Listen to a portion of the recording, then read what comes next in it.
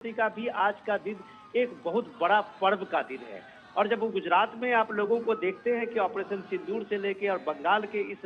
भव्य जीत को लेके जिस तरह का सेलिब्रेशन गुजरात में वडोदरा के इस रोड शो में आपको दिख रहा है, तो आपको मानना पड़ेगा कि भारत की सांस्कृतिक और भारत की सांस्कृतिक पुनर्जागरण का जो ये काल है और इस काल में जो लोगों की अनुभूति है, वो आप देख रहे हैं कि बंगाल को जीत को भी लोगों ने एक सांस्कृतिक चेतना का एक उद्भव और भारत के विकास के साथ गाथा में बंगाल का इस उदय को भी एक महत्वपूर्ण घटना मानते हैं। आज के ही दिन आर्येंद्र, ये भारत ने भी एक अपना परचम और अपनी शक्ति का प्रदर्शन करते हुए 1998 में जब परमाणु परीक्षण किया था, वो भी 11 मई का आज का दिन है जी। तो आज का दिन भारत के स्वर्णिम इतिहास में अगर आप कहें तो कई मायने में खास है, विशेष है। और प्रधानमंत्री जब इस मौके पे गुजरात में हैं और वो भी जो सोमनाथ मंदिर से चल के आज वडोदरा पहुंचे हैं, तो आप कह सकते हैं कि पूरा गुजरात के लिए, पूरा देश के लिए एक उत्सव का दिन है, जिसमें भारत यह संदेश दुनिया को दिखाता है कि भारत कभी भी न टूटा है न झुका है।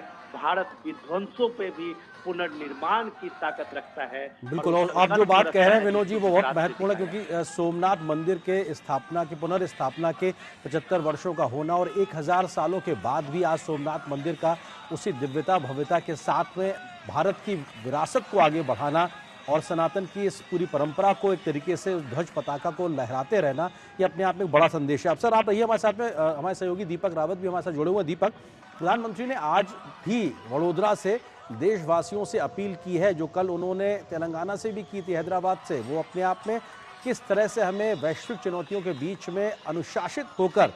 जो विदेशी मुद्रा भंडार है उसकी बचत करके हमको अपने आप को, देश की आर्थिक स्थिति को बेहतर बनाए रखना है। इस अपील को लेकर भी अगर आपने लोगों से बात की है, किस प्रकार से लोगों का रिएक्शन, फीडबैक? दीपक जी बिल्कुल, प्रधानमंत्री नरेंद्र मोदी ने जब इस बात का जिक्र किया तो उन्होंने सीधे तौर पर कोरोना से इसको जोड़ते हुए बताया और कहा कि जिस तरीके से कोरोना के दौरान जब सरकार ने लोगों से अपील की तो लोगों ने भी बढ़ चढ़कर उसमें हिस्सा लिया। चाहे प्रधानमंत्री की तरफ से जो बातें लोगों को कही गई है कि जिन जिन बातों का ध्यान रखना है, जिनमें सहभागिता जरूरी है लोगों की, लोगों ने वो सब कुछ किया। तो प्रधानमंत्री ने अपील करते हुए कहा कि मैं अपील कर रहा हूँ लोगों से कि इस बार भी कुछ वैसा ही साथ लोगों को देना होगा। और उन्होंने जिक्र किया तमाम चीजों का कि अगर हम पेट्रोल डीजल को बचा सकें, पब्लिक ट्रांसपोर्ट का इस्तेमाल करें, सोने की खरीद कम करें क्योंकि उसमें ज्यादा पैसा जाता है, उस पर ध्यान दें, हम लोग तेल कम इस्तेमाल कम करें, तो कम यूज करें। ऐसी छोटी छोटी बातें उन्होंने कही, जिन बातों पर हमें लोगों को साथ लाना बहुत मुश्किल नहीं होगा। लोग साथ आते भी हैं। उन्होंने इस बात का जिक्र बार बार किया कि उनके कहने पर लोग साथ आते हैं, सरकार के साथ काम करते हैं और सरकार चाहती है कि जो बोझ सरकार पर पड़ रहा है वो आम लोगों तक न पड़े, और अब तक नहीं भी पड़ा है। जैसा उन्होंने सीधा बताया, कई देश जो है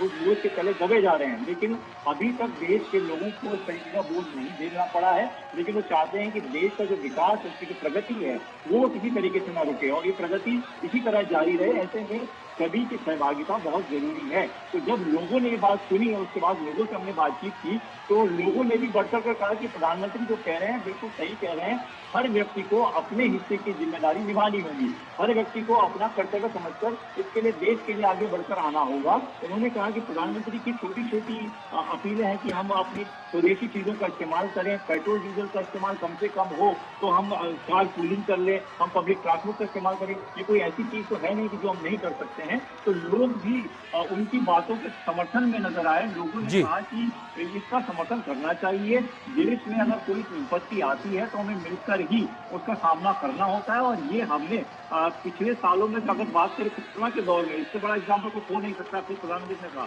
इससे बड़ा एग्जाम्पल कुछ हो नहीं सकता, कुछ ऐसा ही एग्जाम्पल हमें दोबारा सेट करना होगा। ये विपत्ति में आपत्ति जो आई है उसको जो किया जा सकता है, बस सबका सहयोग जरूरी है और यही अपने प्रधानमंत्री लगातार करते हुए आ रहे हैं। बिल्कुल दीपक, जो आप बात कह रहे हैं बेहद महत्वपूर्ण है कि आम लोगों का एक असर उस पर दिखाई पड़ रहा है प्रधानमंत्री की अपील का। और विनोद जी, क्योंकि इस बात को कैसे देखा जाए, प्रधानमंत्री के जन नेता के तौर पर जब देश से आह्वान करते हैं तो हमने कई मौकों पे देखा एक बड़ा परिवर्तन और बदलाव आया है।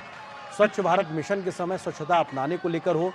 एलपीजी कनेक्शन के समय जो संपन्न परिवार हैं उनके द्वारा सब्सिडी छोड़ने की पहल हो, या तमाम फिट इंडिया मूवमेंट, तमाम ऐसे मौके रहे हैं जब देश में प्रधानमंत्री की अपील पर एक बड़ा सामाजिक परिवर्तन का परिवेश देखने को मिला है। मौजूदा अपील भी प्रधानमंत्री की एक आम जनमानस के मन तक पहुंचेगी, उसका भी एक असर दिखेगा? विनोद जी।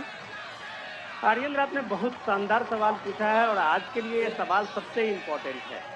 जिस दौर में आप देखते हैं कि जो मिडिल ईस्ट के संकट के बीच में जो पूरे क्राइसिस है, सप्लाई चेन टूटा हुआ है, पूरी दुनिया में एक त्राहिमाम सी मची हुई है और उसके बीच में प्राइम मिनिस्टर मोदी की ये अपील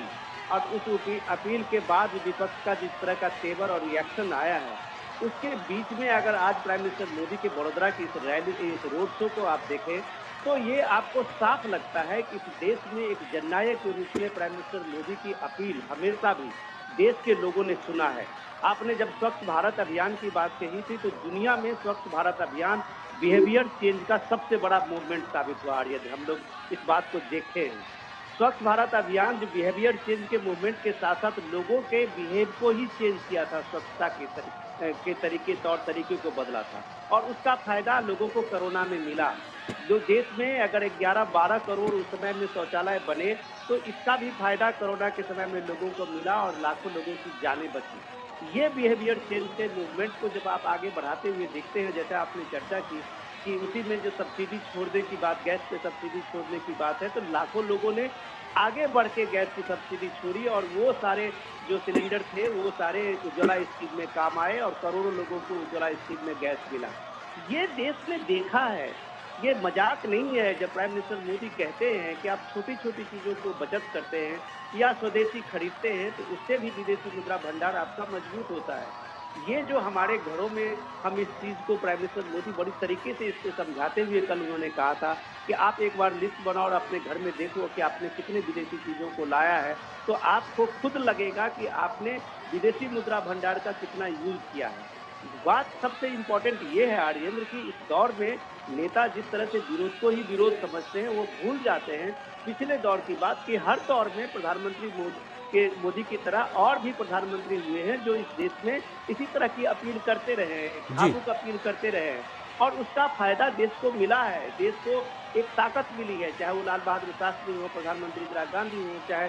जवाहरलाल नेहरू खुद हो। तब आपने देखा कि प्राइम मिनिस्टर मोदी ने एक छोटी सी ये अपील की है कि आप किसी भी इस तरह से घरों में जिस तरह से आपके पास 10 गाड़ी है और एक बार आप 10 गाड़ी निकालते हैं, उसके बदले में अगर आप इस स्वभाव को, इस व्यवस्था को चेंज करें, परिवार के लोग एक साथ जाएं या पड़ोस में इस तरह का कारपूलिंग हो, तो इससे बहुत बड़ी बचत हो सकती है आपकी विदेशी मुद्रा भंडार। जब चिदम्बरम ने इसी तरह का आह्वान 2013 में किया था एज फाइनेंस मिनिस्टर कि सोने की कीमत, सोने का जो ज़्यादा खरीदारी का देश में एक प्रवृत्ति बढ़ी है, इससे करंट अकाउंट डिफिसिट बढ़ता जा रहा है, सरकार का लोड बढ़ता जा रहा है, तो चिदम्बरम के